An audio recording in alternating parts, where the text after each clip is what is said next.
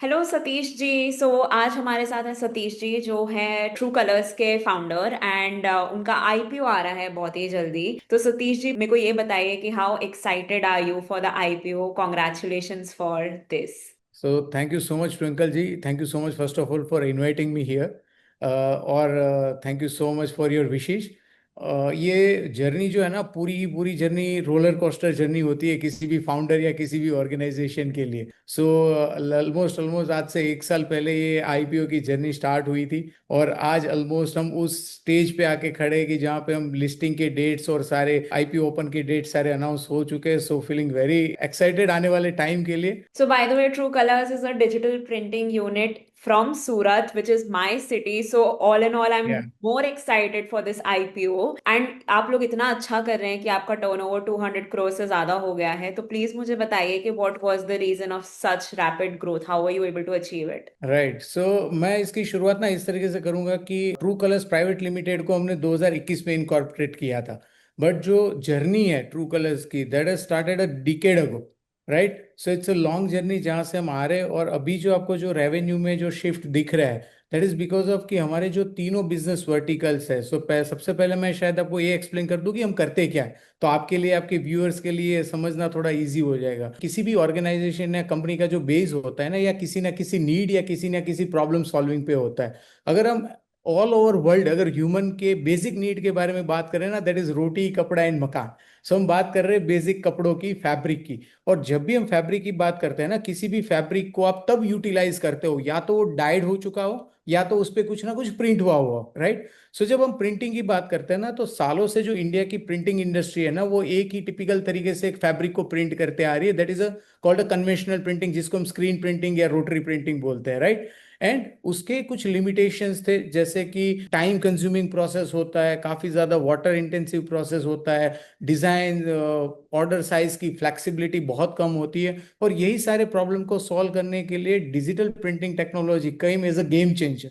Right, so normally मैं ये कहता हूं कि जो डिजिटल प्रिंटिंग है, ये प्रिंटिंग टेक्नोलॉजी का इंप्रूवमेंट कम है और डिस्ट्रप्शन ज्यादा है। जो ट्रू कलर्स लिमिटेड का जो रोल है इसके अंदर, तो हम क्या करते हैं कि हमारे 3 मेजर बिजनेस वर्टिकल है, जिसमें से सबसे पहला कि जो लोग ये प्रिंटिंग फैसिलिटी लगाना चाह रहे हैं, जैसे कि आज कन्वेंशनल प्रिंटिंग हाउसेस है, या कोई भी फैब्रिक ट्रेडर है, गारमेंट मैन्युफैक्चरर है, या छोटे प्रिंटिंग यूनिट है, वो अपना प्रिंटिंग सेटअप लगाना चाहते हैं, तो हम उनको मशीन सप्लाई करते हैं। अब जिन कस्टमर को मशीन सप्लाई करी है, उनको अपने डेली ऑपरेशन को रन करने के लिए एक कंज्यूमेबल की नीड होती है, दैट इज इंक।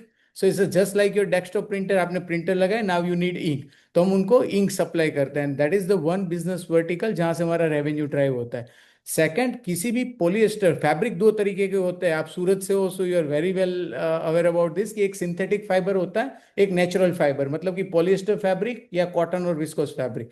तो पॉलिएस्टर फैब्रिक को प्रिंट करने का तरीका क्या है, मैं आपको एक एग्जाम्पल से समझाता हूँ। याद है आपको, बूमर का च्युइंगम आता था, उसके साथ एक स्टिकर आता था, उसको क्या करते थे, हाथ पे रखते थे, रब करते थे, या तो टी शर्ट पे रख के रब करते थे ना, आयरन से। और वो क्या होता था कि जो इंक होती थी, वो प्लास्टिक मीडिया से ट्रांसफर होके, क्योंकि आपने प्रेशर दिया, हीट दिया, वो वेपराइज होती थी, और सामने जो भी मीडिया मिला, वो फैब्रिक मिला तो फैब्रिक पे, हाथ मिला तो हाथ पे, वो ट्रांसफर हो जाती थी। सेम फंडामेंटल पे डिजिटल प्रिंटिंग का सब्लिमेशन प्रिंटिंग जो डिवीजन है, वो काम करता है।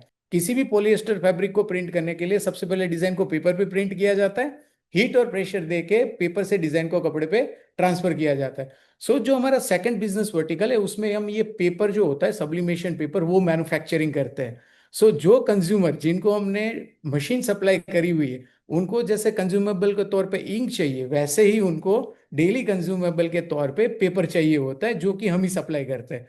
और हमारी खुद की डिजिटल टेक्सटाइल प्रिंटिंग फैसिलिटी है यही सूरत में, नियर बाय सूरत पलसाना में, जहाँ पे हम हर तरीके के फैब्रिक्स, चाहे वो कॉटन हो, पॉलिएस्टर हो, विस्कोस हो, ब्लैंड फैब्रिक हो, हर तरीके के फैब्रिक पे प्रिंट करने की कैपेबिलिटी रखते हैं। So this is all about the true colours. And क्योंकि ये सारे बिजनेस वर्टिकल में एक्सपांशन हुए, प्रोडक्शन एक्सपांशन हुआ, प्रोडक्शन यूटिलाइजेशन हुआ, and that's why you are seeing that growth number जो आपने अभी बताया। वैसे मैं सबको बताना चाहूंगी कि true colours is ISO and ओई के ओ टेक्स एंड सर्टिफिकेशंस भी हैं इनके पास और राइट, सोलर पैनल टेक्नोलॉजी को भी यूज करते हैं। तो हाउ डज दैट वर्क? आपने सस्टेनेबिलिटी की बात की, तो राइट, आप राइट, सस्टेनेबिलिटी की तरफ बढ़ रहे हैं, तो उसको आप कैसे यूज करते हैं, सोलर पैनल टेक्नोलॉजी और ये सबको? राइट। सो जब जैसे हम जानते हैं कि जो भी वर्ल्ड के जो ग्लोबल ब्रांड्स हैं, वो जब भी अपने फैब्रिक सोर्सिंग या जो गारमेंट सोर्सिंग की डायरेक्शन में काम करते हैं, तो दे ऑल्सो मेक श्योर कि ये जहाँ पे प्रोड्यूस हो रहा है ना, they are conscious about the environment. तो वहाँ पे सस्टेनेबिलिटी की बात आती है, जीरो वाटर डिस्चार्ज की बात आती है, मिनिमम यूज ऑफ वाटर की बात आती है, ग्रीन एनर्जी की बात आती है। And that's why this certifications come into the picture, कि वो एक प्रूफ ऑफ कंसेप्ट होते हैं कि आपकी जो फैसिलिटी है that is equipped with that sustainability practice, right. और दैट्स वाई हमारे पास, जैसे आपने मेंशन किया, ओइकोटेक्स सर्टिफाइड, जीआरएस सर्टिफाइड, इन सारे से हम इक्विप्ड है। अब ये एक तरीके से सस्टेनेबिलिटी का भी एक बेंचमार्क हो गया। सेकंड, जैसे आपने मेंशन किया कि सोलर एनर्जी हम यूज करते हैं, हाँ, हमारे जो भी एनर्जी कंजम्पशन हम करते हैं उसका ऑलमोस्ट ऑलमोस्ट 20% जो एनर्जी है वो हमारे रूफटॉप से हम जनरेट कर रहे हैं, जिसको आने वाले कुछ टाइम में हम ऑलमोस्ट डबल करने जा रहे हैं। सो ये होगा कि अभी जितना हमारा कंजम्पशन है उससे आने वाले टाइम में हम कोशिश करेंगे कि अप टू 60%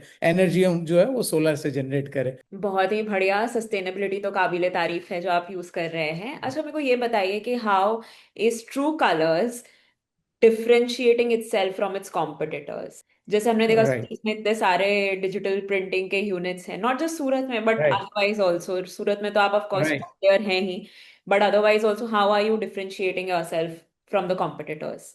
अगर हम देखेंगे ना, तो ट्रू कलर्स एक 360 डिग्री पूरा एक वर्टिकली इंटीग्रेटेड इकोसिस्टम है, जहाँ पे हम मशीन की बात करते हैं, इंक करते हैं, पेपर करते हैं, फैब्रिक करते हैं। क्योंकि हम वर्टिकली इंटीग्रेटेड है, पूरा जो वैल्यू चेन है वो हमारे कंट्रोल में है। सो जहाँ पे हम कोस्ट इफेक्टिव हो सकते हैं, हम R&D पे उतना ज़्यादा फोकस करते हैं, हमारे सर्विसेज पे हम फोकस करते हैं। And that's how we become a little differentiate from our customer, जो कि किसी ना किसी एक पर्टिकुलर डिवीजन में काम करते हैं। जो हमारे मेजर जो पीयर्स अगर आप देखेंगे तो जो मशीन में है, they are not into paper और प्रिंटिंग बिजनेस, राइट। जो हमारे पीयर्स पेपर बिजनेस में, they are not into the machine और इनटू फैब्रिक। सो एक एक लौता ऐसा इकोसिस्टम बना हुआ है कि जो हर एक वर्टिकल में इफेक्टिवली काम कर रहा है। And that's how we are different. Amazing. और जैसे मैं देख रही थी डीआरएचपी वगैरह में आपके मार्जिन्स FY 23 से 25 तक बहुत ही बढ़िया रहे हैं, तो क्या रीजन है ऐसी स्ट्रॉन्ग फाइनेंशियल परफॉर्मेंस का?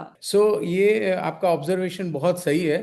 इसके पीछे का रीजन ये है कि जो over the course of time जो ग्रोथ जर्नी रही है, जो प्रोडक्शन कैपेसिटी एक्सपांशन हुआ है, जिसकी वजह से आपकी फ्लोर एफिशिएंसी ऑप्टिमाइज होती है, right. The number of people, the team that you have, the infrastructure that you have, जब आप प्रोडक्शन इंक्रीज करते हो तो ये सारी कॉस्ट आपस में डिवाइड हो जाती है। पहली चीज की प्रोडक्शन एनहांस हुआ है। सेकंड चीज ये है कि आपका कैपेसिटी यूटिलाइजेशन, अगर आप देखोगे ना, हमारा पेपर डिवीजन के अंदर it's 89% of capacity utilisation that we did last year. अगर आप प्रिंटिंग डिवीजन पे देखोगे तो कैपेसिटी यूटिलाइजेशन जो है वो 50% से ऑलमोस्ट ऑलमोस्ट 70% तक जंप हुआ है। सो दैट कैपेसिटी यूटिलाइजेशन जब होता है तो आपके जो फिक्स एक्सपेंसेस होते हैं वो रिड्यूस होते हैं। Again that solar part come in to the picture, almost almost 1 crore rupees की एनर्जी जो है वो आपने खुद जनरेट करी हुई है। सो एक्यूमुलेटिव होके ये सारे इफेक्ट आते हैं, and that makes the difference in to the your bottom line, कि जहाँ पे आपको ये बेटर रिजल्ट देखने को मिलते हैं। हमें लग रहा है कि आने वाले टाइम पे जैसे और एक्सपांशंस होंगे और कैपेसिटी यूटिलाइजेशन होंगे, हम इसको और ज़्यादा बेटर वे में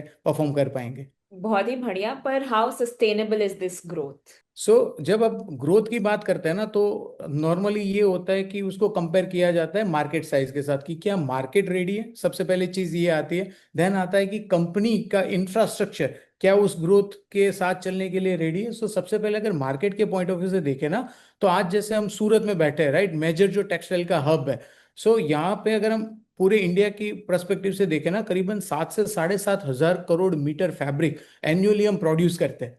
उसमें से करीबन 2200 से 2500 करोड़ मीटर फैब्रिक मैम ऐसा होता है कि जो प्रिंट होता है।